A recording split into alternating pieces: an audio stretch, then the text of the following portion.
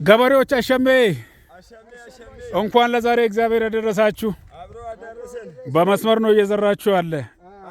አዎ እቅድን አውጥቷላ። በመስመር ዝሩ ምርትን በደንብ ታገኛላችሁ ብሎ በሰጣ ማመራ እንደሱ እያልን ነው። በጣም ጥሩ ነው። ስለዚህ ለሶስት ነገሮች ጸሎት ሰምቶ ምን ለሶስት ነገር እሺ ምን ነበር? በዓለም ለነበረ ጦርነት በኢራቅ ጦርነት ኢራን፣ አሜሪካ፣ ኢትዮጵያ፣ እስራኤል ነገር እንዳይጎዳ ብለን ጸሎት አድርገናል። እሺ ሁለተኛውስ?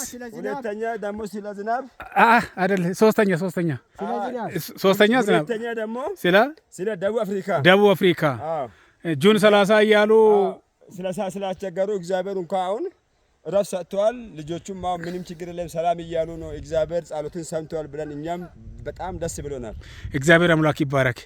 ዝናብ በእውነት በዚህ ዓመት የሚዘንብ ይመስል ነበር አልመሰለም። ግን በየጸሎት ቤቱ በየፕሮግራሙ በየለቅሶ ሁሉ ስፍራ ሽማግሌዎች በመሬት እየወደቁ ሰባኪዎች እየጸለዩ እግዚአብሔር ጸሎትን ሰምቶ ይኸው ዝናብን ሰጥተና እኛም ዘር ጀመርን።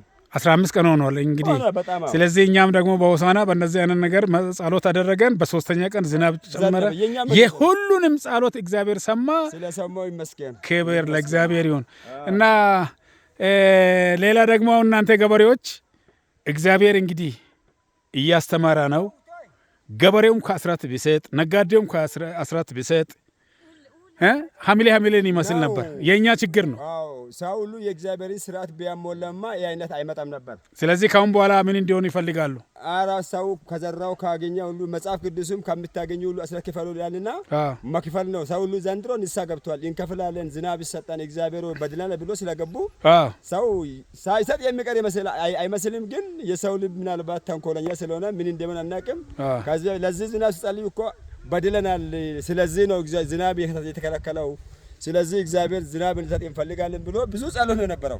ስለዚህ የቄሳርን ለቄሳር የቄሳርን እንደሚያከብሩ የእግዚአብሔርንም ያክብሩና ይስጡ። ሐምሌን ይምሰል፣ ሰኔን ይምሰል፣ ለማልሰናን ይምሰል፣ ታኅሳስን ይምሰል። የሰው ልጅም ደግሞ እግዚአብሔርን ይምሰል። በቃ ይምሰል በሚለው ተስማምተናል። እግዚአብሔርም እኛ በተስማመነው መሰረት ዝናብ ሰጣ፣ ዘር ጀመረን። ይመስገን። ተባረኩ። እግዚአብሔር ይስጥልኝ።